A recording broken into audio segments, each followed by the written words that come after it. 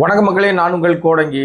ஒரு மனுஷனுக்கு ஒரு பக்கம் அடி விழலாம், ரெண்டு பக்கம் அடி உண்டா, மத்தளம் மாதிரி ரெண்டு பக்கமும் அடி உண்டா என்ன பண்ண முடியும் அப்படின்னு பழமொழி ஒன்று இருக்குல்ல. மனுஷனுக்கு ரெண்டு பக்கம் அடி உழுதுப்பா, எந்த பக்கம் திரும்பினாலும் அடிக்கிறாங்கப்பா அப்படின்ற மாதிரி இப்போ திருமண பக்கம்லாம் அடி வாங்கி கொண்டிருக்கிறவர் நம்முடைய தமிழ்நாட்டுடைய முதலமைச்சராக இருக்கிற ஜோசப் விஜய் தான். அதனால தான் அவர் கோயில் கோயிலாக போயிட்டு இருக்காரு. இப்போ வந்து கொல்லூர் மூகாம்பி கோயில் நம்ம ஏற்கனவே வீடியோ வெளியிட்டிருந்தோம் இல்லையா, அது மாதிரி அந்த கோயிலுக்கு போய் தரிசனத்துக்கு போயிட்டு தரிசனம் பண்ணிட்டு கிளம்பி சென்னைக்கு வருவதற்கு தயாராயிட்டார். நான் பேசிட்டு இருக்கிற நேரம் கூட சென்னை அவர் வந்து சேர்ந்திருக்கலாம். இது அவருடைய திட்டமிடுதல் இல்லையா. என்ன அடி வாங்குறாரு அவர் அப்படின்னு சொன்னா, இப்போ டெல்லிக்கு போனாரு, நிதி ஆயோக் கூட்டத்தில் போய் பேச போனாரு. அங்கே போய் அவர் நிறைய விஷயங்கள்லாம் கேட்டாரு, பிரமாதமாக பண்ணாரு அப்படிலாம் சொன்னாங்க. அதை வந்து அந்த அந்த விர்ச்சுவல் வாரியர்ஸ்ன்னு சொல்லப்படுகிற அந்த கும்பல், இந்த ரீல்ஸ் கும்பல் என்ன பண்ணுதுன்னா, ஆஹா பாத்தியா எங்க சிஎம் எங்க விஜயன் நான் எப்படி பேசினார் பாத்தியா அப்படின்னு சொல்லுது. என்னடா பேசினார் அப்படின்னு பார்த்தா, முந்தைய திமுக ஆட்சி காலத்துல என்னென்னலாம் திட்டங்கள் செய்து பொருளாதாரத்தை பெரிய லெவலுக்கு உயர்த்தி வச்சிருந்தாங்களோ அதையெல்லாம் தமிழ்நாடு வந்து பொருளாதாரத்துல உயர்ந்து நிற்குதுன்னு அங்க போய் பேசியிருக்காரு. ஆனா இந்த வாய் வந்து தேர்தலுக்கு முன்னாடி என்ன பேசினா, தமிழ்நாடு சீரழிஞ்சு போச்சு, நாசமா போச்சு, பெண்களுக்கு பாதுகாப்பு இல்லை, இப்ப பொருளாதாரம் ஒண்ணுமே இல்லாம போச்சு, வேலை வாய்ப்பு இல்லை, இளைஞர்கள் எல்லாம் தெருவில் நிற்கிறாங்க அப்படின்னு பேசின வாயி அங்க போய் அப்படியே ஒரே மாசத்துல அப்படியே மாத்திக்கிட்டு அப்படியே டக்குன்னு கட்டி கோட்டை கட்டி போட்டுட்டு, கோட்டுன்னு உணவு ஞாபகம் வருதுங்க. டெல்லியில அந்த கருப்பு கோட்டை கட்டிட்டாருங்க அவரு. கருப்பு கோட்டு இல்லைங்க, வெள்ளை நிதி ஆயோக் கூட்டத்தில் கருப்பு கோட்டு போட்டு உட்கார்ந்தாரு. அப்புறம் அந்த கோயிலுக்கு கிளம்பும்போது பார்த்தீங்கன்னா கோட்டெல்லாம் காணும், வெள்ளை ட்ரெஸ்ல கிளம்புனார். நான் பார்த்த வரைக்கும் அங்கே போய் என்ன மாத்திட்டாரான்னு தெரியாது எனக்கு. நான் பார்க்கும்போது வெள்ளை ட்ரெஸ்ல போனார். ஒருவேளை கருப்பு அந்த மக்களுக்கு பிடிக்காதோ அதனால அவர் போடாம விட்டாரோ தெரியல எனக்கு. எனிவே, இப்போ இந்த நிதி ஆயோக் கூட்டத்தில் பேசினதை இங்க வந்து கடுமையாக எதிர்வினை ஆட்டுறாங்க. ஒரு பக்கம் விர்ச்சுவல் வாரியர்ஸ் கொண்டாடுறாங்க, இன்னொரு பக்கம் வந்து எதிர்வினை ஆட்டுறாங்க. ஏன்னா திமுக அரசின் திட்டங்கள் எல்லாம் ஸ்டிக்கர் ஒட்டிக்காதீங்க, பொருளாதார வளர்ச்சிக்கு காரணம் வந்து திமுக ஆட்சி, நீங்க அது மேல எப்படி சவாரி பண்ணுவீங்க, உங்க ஆட்சியில 30 நாள் என்னத்தை கீழ்ச்சிங்க அதை சொல்லுங்க நீங்க அப்படின்னு கேட்கறாங்க. அதுக்கு பதில் இல்லை. Okay right. இப்ப நம்ம பேச வந்த கண்டென்ட் அது இல்லை. நம்ம பேச வந்த கண்டென்ட் என்னன்னா, எப்படி எல்லா பக்கமும் ஒரு அடி வாங்குறாருன்னு பத்தி தான் பேச வந்திருக்கோம். இந்த நம்முடைய சேனலை சப்ஸ்கிரைப் பண்ணாம பார்த்துட்டு இருக்கிற அன்பு நண்பர்களே, உங்களுக்கு இடையிலேயே ஒரு வேண்டுகோள், சப்ஸ்கிரைப் பண்ணீங்கன்னா இன்னும் பல விஷயங்கள் தேடி தேடி பேசுவதற்கு வாய்ப்பாகவே உங்களுக்கு புதிய தகவலா கிடைக்கும். நானும் கத்துக்கிறதுக்கு படிக்கிறதுக்கு ஈஸியா இருக்கும். ஓகே, எனிவே இப்போ விஷயத்துக்குள்ள வீடியோக்குள்ள போலாம். ஆக்சுவலா நம்ம அவருடைய மந்திரி சபையில 2ஆம் இடத்துல என்னதான் புசியானது இருந்தா கூட நிழல் முதலமைச்சராக இருந்தது யாருன்னா, நம்ம ஷேடோ சிஎம் இருக்கிறது வந்து ஆதவ் அர்ஜுனா தான். அவர் யாருன்னு உங்களுக்கு நல்லாவே தெரியும். அவர் வந்து லாட்ரி மார்ட்டினுடைய குடும்பத்திலிருந்து வந்தவர். லாட்ரி மார்ட்டினுடைய மகளை காதலிச்சு கல்யாணம் பண்ணிக்கிட்டாரு. ஆனா அவர் காதலிச்சு கல்யாணம் பண்ணதே ஏமாத்து வேலை, ஃப்ராடு, 420, அமாவாசை, திருட்டு பையன்லாம் சொன்னது நான் இல்லைங்க.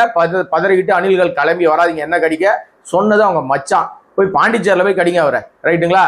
அப்படி சொன்னவர் இன்றைக்கு வெற்றி பெற்று வந்து அமைச்சராகி விட்டார். அவருடைய கண் அசைவுல தான் அதிகாரிகள்லாம் இப்போ வந்து செயல்படுறாங்கன்னு ஒரு தகவல் இருக்கு. இடையில இந்த குடும்பத்தின் மீது, எந்த குடும்பத்தின் மீது, ஆதவ் அர்ஜுனா குடும்பத்தின் மீது, அந்த மார்ட்டின் குடும்பத்தின் மீது கேரள உயர்நீதிமன்றத்தில் ஒரு வழக்கு ஒன்று இருக்கு. எர்ணாகுளம் நீதிமன்றத்தில் ஒரு வழக்கு ஒன்று போயிட்டு இருக்கு. அந்த வழக்கு என்ன வழக்குன்னா, லாட்ரி மோசடி வழக்கு. நாகாலாந்து மாநிலத்திலிருந்து இங்க லாட்ரியை வந்து கொண்டு வந்து சட்டவிரோதமாக லாட்ரி வித்தது, சட்டவிரோதமாக பண பரிமாற்றம் செய்தது, அந்நிய செலாவணி மோசடி, வருமானத்துக்கு அதிகமாக வந்து ஏமாத்துறது, இப்படின்னு பல வழக்குகள் நிலுவையில் இருக்கு. அந்த வழக்குல பிரதானமான A1 குற்றவாளி வந்து அந்த பிரிட்டோ. என்ன பிரிட்டோ அவரு? அது இவங்க சகோதரர் ஜான் பிரிட்டோ. அவர் தான். யார் இந்த ஜான் பிரிட்டோ எல்லாம் கேட்டுட்டு இருந்தாங்கல்ல, போதைப் பொருள் ஆசாமின்னு சொல்லிட்டு இருந்தாங்கல்ல, அது நான் இல்ல, அது ஆள் வேற அப்படின்னு அவரே வந்து அசம்பிளில நம்ம கமிஷன் ஆபீஸ்ல வந்து கம்ப்ளைண்ட் கொடுத்தாருல்ல ஜான் பிரிட்டோ. அந்த ஜான் பிரிட்டோ தான் A1 குற்றவாளி. அவர் வசிப்பிடமும் கோயம்புத்தூர். அப்புறம் 2வது இடத்துல அவங்க சொந்தக்காரன் யாரோ ஒரு ஆளு. அதுக்கப்புறம் வந்து லீமா ரோஸ், அவர் யாருன்னா லால்குடி எம்எல்ஏ, அவங்க வந்து நம்ம ஆதவோட மாமியார். அடுத்தது 4வது டெய்சி யாருன்னா ஆதவோட மனைவி. இந்த 4 பேரும் குற்றவாளிகள். இவங்க மீது சார்ஜ் ஷீட் இருக்கு, வழக்கு இருக்கு, ஏராளமான பணங்களை பதுக்கிய வழக்கு இருக்கு, இடியோட வழக்கு. இது அங்க நீதிமன்றத்தில் நடந்துகிட்டு இருக்கு. இடி வழக்கு குடும்பத்தாரிடம் இருக்கும்போது அவர்களை அரசு பதவிகளிலோ அவர் சார்ந்தவர்களை அரசு நிர்வாகத்திலோ அதுவும் அதிகார மையமாக உட்கார வச்சால் அந்த வழக்குக்கு அவர் பெரும் சிக்கலை ஏற்படுத்தும். அதனால ஆதவ் அர்ஜுனா பதவியை ராஜினாமா பண்ண வச்சு பதவி புடுங்கணும், அல்லது அமைச்சர் பதவியாவது புடுங்கி ஆகணும் அப்படின்ற கோரிக்கை வலுப்பெற்றிருக்கிறது. ஏற்கனவே ஆதவ் மேல ஏகப்பட்ட பொய்யர்னு சொல்றாங்க. நான் கடந்த வீடியோல கூட சொன்னேன், அந்த செஸ் விளையாட தம்பி விஷயத்துல கூட வாயத்திலிருந்து பச்சையா போய் சொல்லி சிக்கி சின்னாபடம் ஆயிட்டார். அப்புறம் அந்த பையனை என்ன பண்ணாங்கன்னு தெரியல. இப்ப வேற ஒரு சேனல்ல பேசும்போது நான் தான் கொண்டு போனேன், இல்ல அவங்க ஏற்கனவே கொண்டு வந்து வச்சுட்டாங்க குழப்பறார். அதுவும் சொல்லிட்டாங்க போல இருக்கு, தம்பி என்ன தம்பி இப்படி பேசிவிட்ட, யாராவது இனிமே பேட்டி கேட்டாங்கன்னா ஏற்கனவே அங்க செட் செய்யப்பட்டது அப்படின்னு ஏதாவது ஒன்று சொல்லு, நாங்க பேசுறதை உறுதிப்படுத்தணும், அதனால நீ அப்படிலாம் உண்மையை சொல்லிடாதுன்னு சொல்லி அவனை கூட்டு மிரட்டியிருப்பாங்க போல இருக்கு. மிரட்டியிருப்பாங்க. ஏன்னா இதுக்கு யோகிய சிகாமணிகள் கிடையாது இல்ல. எப்படின்னா அந்த வடிவேலு சொம்பு கேட்ட கதை. வடிவேலு வந்து கல்யாணத்துக்கு எனக்கு எதுவுமே வேணாம், நான் வந்து இலவசமா ஃப்ரீயா நான் கல்யாணம் பண்ணிக்கிறேன், எனக்கு வரதட்சணை ஒத்த பைசா கூட வேணான்னு. அப்புறம் குடிக்க தண்ணி கேட்பாரு, புரோக்கர் கமிஷன் கேட்டா கொடுக்க மாட்டார், குடிக்க தண்ணி கேட்பாரு, சொம்புல தான் வேணும்னு கேட்பாரு. அந்த கடைசியில பாத்தீங்கன்னா அது தங்க சொம்பு ரேஞ்சுக்கு போய் அந்த கல்யாணமே நின்று போயிடும். அந்த மாதிரி போய் செஸ் விளையாடிட்டாரு. எடுத்துட்டு போனது யாருன்னு அவனே சொல்லிட்டான், நான் தான் எடுத்துட்டு வந்தேன், வீட்டுல இருந்து எடுத்துட்டு வாங்கன்னு சொல்லிட்டாங்க. அப்புறம் பார்த்தா முதலமைச்சருக்கு ஒரு கிரெடிட் ஏற்படுத்துற மாதிரி, முதலமைச்சருக்கு ஒரு பெரிய நல்லது நடக்கிற மாதிரி ஆதவ் வந்து அமாவாசை ஆதவ் வந்து என்னத்தையும் ஒன்று சொல்ல போய் சிக்கலாகி போச்சு. அது அந்த பையன் பேசின உடனே அது இன்னும் இடியாப்ப சிக்கலாயிடுச்சு. மறுபடியும் அந்த பையனை பேச வச்சுட்டாங்க மாத்தி. சரி அது ஏதோ கடமை போகுது. இப்போ ஆதவ் மீது யார் புகார் கொடுத்துருக்காங்க, எங்க புகார் கொடுத்துருக்காங்கன்னு நினைக்கிறீங்களா? வந்து இடி அமலாக்கத்துறையில புகார்கள் கொடுக்கப்பட்டிருக்கிறது. வழக்கறிஞரெல்லாம் சேர்ந்து இந்த புகாரை கொடுத்துருக்காங்க.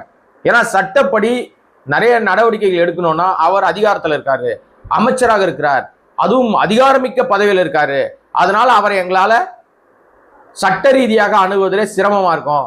அவர் மீது அந்த பதவியை புடுங்கணும்னா கவர்னருக்கு உத்தரவு போடுங்க, இடி இதற்கு நடவடிக்கை எடுங்கன்னு சொல்லி இடி அதிகாரிகளிடம் ஆதவ அர்ஜுனா குறித்து ஒரு பெரிய புகார் பட்டியல் வாசிக்கப்பட்டிருக்கு. இந்த அடிப்படையில இடியால் தாவேகாக்கு சிக்கல் வருமா ஒரு கேள்வி வந்திருக்கு. இதுக்கு இடையில கரூர் வழக்கு, அது சிபிஐ வழக்கு, அது வந்து தேர்தலுக்கு முன்பாக வேகமா இருந்த மாதிரி இருந்துச்சு. கடைசியாக சிபிஐ ஆபீஸ்க்கு போயிட்டு வந்து வெளியில வந்து அப்படியே கை காட்டிட்டு வந்தப்ப அந்த வழக்கு அப்படியே கிடப்புக்கு போயிடுச்சு. அதன் பிற்பாடு இவர் வந்து ஜெயிச்சிட்டாரு, இப்ப முதலமைச்சர் ஆயிட்டாரு, டெல்லிக்கு 2 முறை போயிட்டு வந்துட்டாரு. சிபிஐ இது வரைக்கும் அந்த வழக்கை தூசி கூட தட்டலன்னு சொல்லிட்டு இருந்தாங்க இல்லையா, முந்தா நேத்து தூசி தட்டிட்டாங்க. தூசி தட்டினது மட்டும் இல்ல, அந்த வழக்கு சம்பந்தப்பட்டவங்களை நீங்க ஆள் மாத்தினாலும் பரவாயில்ல வந்து சாட்சி சொல்லுங்கன்னு எல்லாருக்கும் சம்மன் அனுப்பிட்டாங்க. இப்ப எஸ்ஐ அங்க வந்து பாதுகாப்பு பணியில் இருந்த ஆய்வாளர்கள், உதவி ஆய்வாளர்கள், மற்ற எல்லாருமே நேற்றிலிருந்து அந்த வழக்கு விசாரணை மீண்டும் சூடு பிடித்திருக்கிறது கரூர்ல அங்க வந்து அதற்காக தனி அலுவலகம் போட்டு வேலை நடந்துகிட்டு இருக்கு. இப்ப இந்த வழக்கு இப்ப ஏன்டா சூடு பிடிக்குது அப்படின்னா, விஜயனுடைய நடவடிக்கையில அமித்ஷாவுக்கும் மோடிக்கும் அவர் எந்த பாதையில செல்ல போகிறார்ன்றது இன்னும் தெளிவு கிடைக்கல அவங்களுக்கு. இவர் நம்ம அடிமையா, இல்ல நமக்கு எதிராக போய் நின்றுக்கிட்டு சண்டைக்கு வரியான்னு கூப்பிடுற ஆளா, இல்ல சூதானமா ஓரமா ஒதுங்கி வேடிக்கை பார்க்குற ஆளான்னு தெரியல அவங்களுக்கு. ஏன்னா விஜயும் வாயே திறக்கிறது இல்லைல்ல, எங்கேயுமே திறக்கிறதில்ல. ஒரு மீடியால பேசினாலும் தெரிஞ்சிடும், 4 கேள்வி வரும், அதுக்கு பதில் சொன்னார்னா மாட்டிப்பாரு, அல்லது இவரா ஸ்டேட்மெண்ட் விடுவார்னா அதுவும் இல்லை. மேகதாது பிரச்சனை வந்தாலும் வாய் திறக்க மாட்டாரு, திருப்பரங்குன்றம் பிரச்சனை வந்தாலும் வாய் திறக்க மாட்டாரு, எந்த பிரச்சனை வந்தாலும் வாய் திறக்க மாட்டாரு. எனக்கு என்ன, ஏன் இடியே பக்கத்துல வந்தாலும் பரவாயில்ல, நான் வீட்டுல இருந்து சோறு கட்டின்னு வந்து உட்காந்து சாப்பிட்டு திருப்பி 5 மணிக்கு ஆபீஸ் டியூட்டி போனவொடனே கிளம்பி போவேன்ற மாதிரி டேமேன் இருக்காரு. முகத்துல ஒரு சிரிப்பு கூட இல்லை. அந்த பொட்டு வச்சிருக்காரு இல்லையா அவர் முகம், அது பார்க்க ஒருவேளை அவர் என்ன நம்பிக்கையில வச்சிருக்காரு எனக்கு தெரியல. பொட்டு வைக்கிறது தப்பு இல்லை, அது அவரோட விருப்பம். ஆனா இந்த மூஞ்சிக்கு அந்த பொட்டு செட் ஆகவே இல்லை. நான் நினைக்கிற மாதிரி தான் நீங்க நினைப்பீங்கன்னு நினைக்கிறேன் நான், எனக்கு அது தெரியல, சரியா தெரியல. எனக்கு என்ன ஒரே ஒரு விஷயம் அப்படின்னா, இவருடைய அந்த கரூர் வழக்கு இருக்குல்ல, இவர் மீது சொல்லப்பட்ட அந்த வழக்கு, இவர் வந்து விட்னஸா போனது, இப்ப 41 பேர் மரணத்துக்கு யார் காரணம்னு இப்போ உண்மை வெளிவந்துடும் இல்ல. எனவே வந்து செந்தில் பாலாஜி மீது, திமுக அரசின் மீது, திமுக காவல்துறை மீது, திமுக போலீஸ் மீது அடக்குமுறையை ஏவி விட்டாங்க, இவங்க தான் எல்லாம் பண்ணாங்க, 41 பேர் சாவறதுக்கு இவங்க தான் காரணம், ஏமால பழி போடுறாங்கன்னு எதிர்னார் இல்லையா நம்முடைய முதலமைச்சராக இருக்கிற, நம்முடைய முதலமைச்சர்னு சொல்ல முடியாது, தமிழ்நாட்டினுடைய முதலமைச்சர் அப்படிதான் சொல்லணும். ஏன்னா நிறைய பேர் கமெண்ட்ல எல்லாம் சொன்னீங்க, என்னங்க நீங்க இப்படி சொல்றீங்க, இல்லைங்க தமிழ்நாட்டு முதலமைச்சர் எப்படியும் அகஸ்மாத்தா முதலமைச்சரா உட்காந்துட்டாருங்க, அவர் மக்கள்லாம் எனக்கு தெரிஞ்சு அவர் ஓட்டு போட்டாங்க ஏமாத்தி ஓட்டு வாங்கிட்டாருன்னு வருத்தப்படுறாங்க. அதனால தமிழ்நாட்டினுடைய முதலமைச்சராக இருக்கிற ஜோசப் விஜய் அவர்கள் இந்த 41 பேருடைய மரண வழக்கு அவரை வந்து தூங்க விடாம செய்யணும்னு நான் முன்னாடியிலிருந்து சொல்லிட்டே இருக்கேன்ல, அது உண்மை. மனசாட்சி உள்ள மனிதர்களுக்கு அது இந்த நேரம் அவங்க நேரம் மன்னிப்பு கேட்டிருப்பாங்க. தார்மீக அடிப்படையில் ஆமாங்க தவறு நடந்துருச்சு, விபத்தாகி போச்சு, நான் தெரியாதனமா அங்க வந்து இந்த மாதிரி ஆனதுக்கு நானும் ஒரு காரணமாயிட்டேன், என்னை அந்த குடும்பங்கள் மன்னிக்கணும், முதலமைச்சர் ஆன உடனே வண்டியை தூக்கிட்டு நேரம் அங்கே போயிருந்துருக்கணும். அந்த மக்களை போய் நேரில் பார்த்துருக்கணும், சந்திச்சிருக்கணும், அவர்களோடு பேசியிருக்கணும். அந்த குடும்பத்தார் இப்போ என்ன பண்ணுறாங்கன்னு பார்த்து 20 லட்சம் காசு கொடுத்துட்டா போதுமா? அந்த போன உயிர் திரும்பி வந்துடுமா? அடிப்படையில் அறிவு வேணாமா? அடிப்படையில் மனசாட்சி வேணாமா? மனிதாபிமானம் வேணாமா? இது எதுவுமே நம்ம ஆளுக்கு கிடையாது. இது முதலமைச்சருக்கு கிடையாது. மறுபடியும் அப்படித்தாங்க வருது. Okay, right.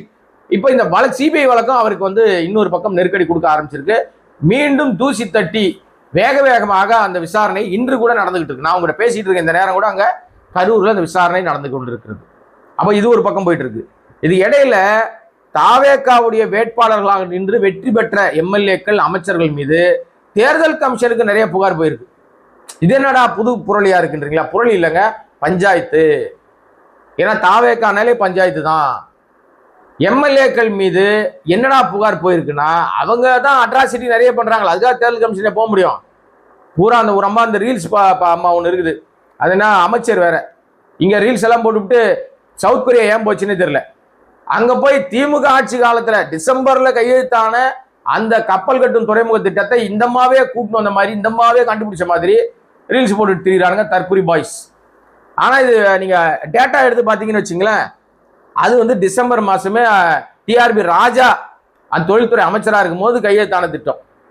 இந்த ஸ்டிக்கர் ஓட்டுற பாய்ஸ், தாவேகா பாய்ஸ்க்கு இது தெரிய மாட்டேங்குது, அந்த மாதிரி தெரிய மாட்டேங்குது. பொதுவாகவே ஒரு அமைச்சர், முதலமைச்சர் தொழில்முறை பயணமாக அவங்க வேறு மாநிலங்களை முதலீட்டாளர்கள் இழுப்பதற்காக அவங்க கிளம்பி போறாங்கன்னா, போறதுக்கு முன்னாடி அனௌன்ஸ்மெண்ட் கொடுப்பாங்க. இந்த மாதிரி இந்த அமைச்சர் இந்த நாட்டுக்கு போறாங்க, தொழில் முதலீட்டாளர்களை பார்க்க போறாங்க, அங்க தொழிலதிபர்களை பார்த்து நம்முடைய மாநிலத்துக்கு தொழில் தொடங்க வருமாறு அழைப்பு எடுக்க போறாங்க, மக்களே பார்த்துங்க, நாங்கெல்லாம் அனுப்பி வைக்கிறோம் அப்படின்னு சொல்லுவாங்க. இதுதான் நடைமுறை மரபு.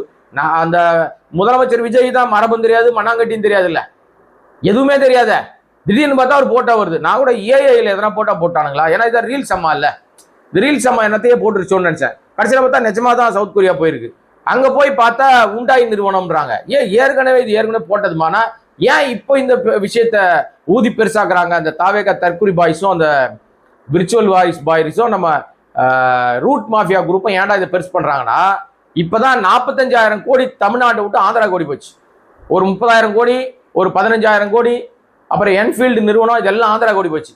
அதை மடமாத்துறதுக்காக உண்டாயிலேருந்து வராங்க அப்படின்னு கப்பல் கட்டும் துறைமுகம் வருதுன்னு ஒரு பிட்ட போறது. ஏற்கனவே தூத்துக்குடியில ஒரு கப்பல் துறைமுகம் ஆந்திராவுக்கு போயிடுச்சு. இதெல்லாம் மடமாத்துறதுக்காக அந்த வேலை பார்த்தாங்களா? இப்ப நான் இந்த கடைசியாக இன்னொரு அடி, ஏற்கனவே ஒரு பக்கம் அடி அமலாக்கத்துறையில ஆதவர்ஜனாக்கு ஒரு அடி இடி ஊந்துட்டு இருக்கு. என்ன நடக்கும்னு தெரியல. அடுத்ததாக சிபிஐ முதலமைச்சருக்கே இடி அடியெல்லாம் உழப்போகுது. அதை விசாரணையை துரிதப்படுத்துறாங்க. இது ஒரு பக்கம். இன்னொரு பக்கம் தேர்தல் கமிஷன் ஒரு பக்கம் அடிக்க ஆரம்பிச்சிருக்கு. இப்ப அதுல என்ன கம்ப்ளைண்ட் ஆயிருக்கு அப்படின்னா, இந்த வேட்பாளர்களை வெற்றி பெற்றவர்கள் அவருடைய கல்வி தகுதிகள் குறித்து உங்க நிறைய பேருக்கு தெரியும். ஏற்கனவே சோசியல் மீடியாவில் போட்டு நாரடிச்சுக்கிட்டு இருக்காங்க. பூரா போயிலும் படிச்சேன்னு பொய் சொல்லி திரியிறான். தான் படிச்சதை மறைச்சிட்டு விளம்பரத்துல பெருசு பெருசா போட்டான் டிகிரிய. ஆனா அங்க தேர்தல் பத்திரத்துல கொடுத்தது தப்பு தப்பா இருக்கு. பல பேர் ஃபேக்கு கொடுத்துருக்கான். செக் பண்ணி பார்த்தா பூரா போலியா இருக்கு. உதாரணத்துக்கு கல்வி அமைச்சர் மேலேயே அந்த புகார் வந்திருக்கு. ராஜ்மோகன் இருக்கார் இல்லையா, ராஜ்மோகனே பட்டப்படிப்பு முடிக்காதவர், டிராப் அவுட். ஆனா அவரை பட்டப்படிப்பு முடிச்சதா அவர் ஏதோ ஒன்று சொல்ல போய் இப்ப அது ஒரு பெரிய சிக்கலை சந்தித்து இருக்கிறது. படிச்சவன் தான் அமைச்சர் ஆகணும்னு அர்த்தம் இல்லை. அதுக்காக நான் அப்படிலாம் சொல்ல வரல, அவ்வளவு முட்டாள்லாம் கிடையாது. ஆனா ஏன் பொய் சொல்றீங்க? உங்களுக்கு ஒரு அதிகாரம் கிடைக்கிறது, உங்களுக்கு ஒரு அதிகாரத்தை மக்கள் வழங்குகிறார்கள். அந்த அதிகாரத்தை நீங்க படிச்சிருக்கீங்களா, படிக்கலையா, நல்லவனா கெட்டவனான்னு பார்த்தெல்லாம் போடல. ரெண்டாவது உங்களுக்கே போடல. முதல்ல உங்க ஓட்டு யாருக்கு விழுந்துச்சு? முழுக்க முழுக்க விஜய் மூஞ்சிக்கு தான் விழுந்துச்சு. ஏன்னா அவர் தான் எல்லா தொகுதியிலும் நிக்கிறதா அவர் தான் பிரச்சாரம் பண்ணார். அவர் தெரிஞ்சு சொன்னாரா தெரியாம சொன்னாரான்னு தெரியாதுங்க. ஏற்கனவே மோடி அரசாங்கத்தோட டையப் வச்சுட்டு தான் சொல்லியிருப்பார் போல இருக்கு. அதனாலதான் எல்லா தொகுதியிலையும் வேட்பாளர் யாருன்னே தெரியல, விஜய்க்கு ஓட்டு விழுந்திருக்கு, விசிலுக்கு ஓட்டு விழுந்திருக்கு. இதுதான் உண்மை. இப்ப அந்த வேட்பாளர்களை வெற்றி பெற்றவர்கள்ல கிட்டத்தட்ட 9 பேர் மேல தேர்தல் கமிஷன் நடவடிக்கை எடுக்கும் அப்படின்னு சொல்லி ஒரு பிரச்சனை ஒன்று வந்திருக்கு. 9 எம்எல்ஏ, அதுல 2 அமைச்சர்கள். ஒருத்தர் கல்வி அமைச்சர் ராஜ்மோகன், அப்புறம் தஞ்சாவூர் எம்எல்ஏ விஜய் சரவணன். தஞ்சாவூர் எம்எல்ஏனா டக்குனு உங்களுக்கு என்ன ஞாபகம் வரணும்னா, சரக்கு பாட்டில கையில் வச்சுன்னு ஒரு ஆனார் பாருங்க, ஜெயிச்ச உடனே இப்படி டான்ஸ்ல ஆனார்ல, அவர் தான். அந்த விஜய் சரவணன் தான் தன் கல்வி தகுதியை மறைத்து ஏதோ ஒரு டுபாகூர் வேலை பார்த்திருக்காரு. அது புகாராக தேர்தல் கமிஷன்கிட்ட போயிருக்கு.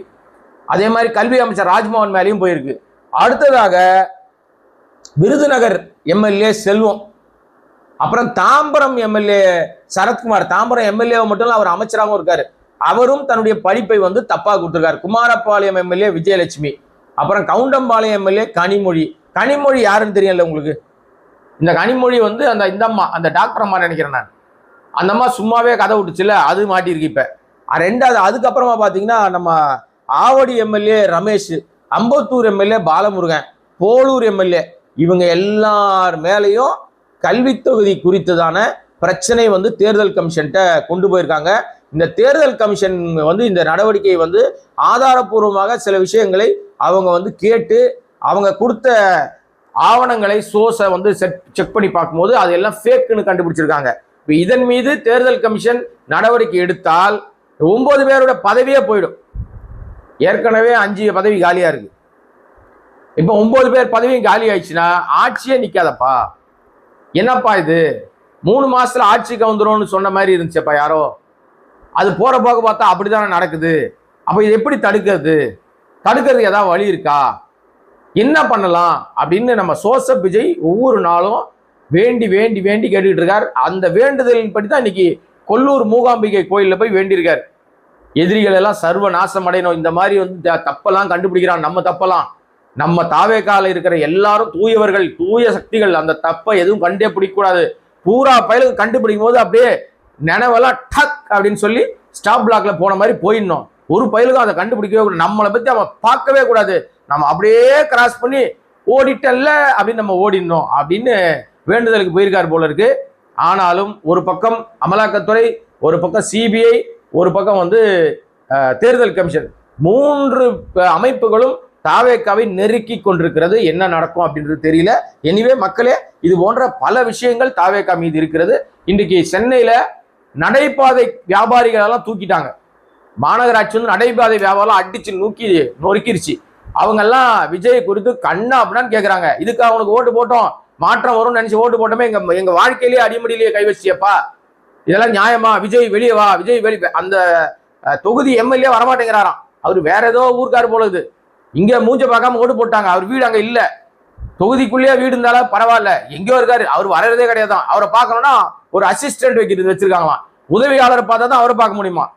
அமைச்சரோட பயங்கரமா பில்டப் பண்ணுகிறாங்க. ஸோ இதெல்லாம் சென்னை மக்களுக்கு புதுசு இல்லை. சென்னை மக்கள் தான் அப்படியே மாங்குன்னு விசில்ல குத்தி இருக்காங்க. 2 தொகுதியை தவிர சென்னை, திருவள்ளூர், காஞ்சிபுரம், செங்கல்பட்டு 4 மாவட்டத்துல 2 தொகுதி தான் எதிர்கட்சி ஜெயிச்சிருக்கு. அது திமுக தான் ஜெயிச்சிருக்கு. அத்தனை தொகுதிகளிலும் ஏராளமான பிரச்சனை இருக்கு. மக்கள் எல்லாம் விசிலுக்கு தானே ஓட்டு போட்டீங்க, அனுபவிங்கன்னு கமெண்ட் போட்டுட்டு இருக்காங்க. நாம அப்படிலாம் போட மாட்டோம். நீங்க ஜெயிச்சிட்டீங்க, ஓட்டு போட்டவங்களுக்கும் போடாதவங்களும் நீங்க தான் எம்எல்ஏ. பிரச்சனைகளை நீங்க தான் நேரில் பார்க்கணும். முதலமைச்சர் விஜய் தான் இதுல கவனம் செலுத்தணும்.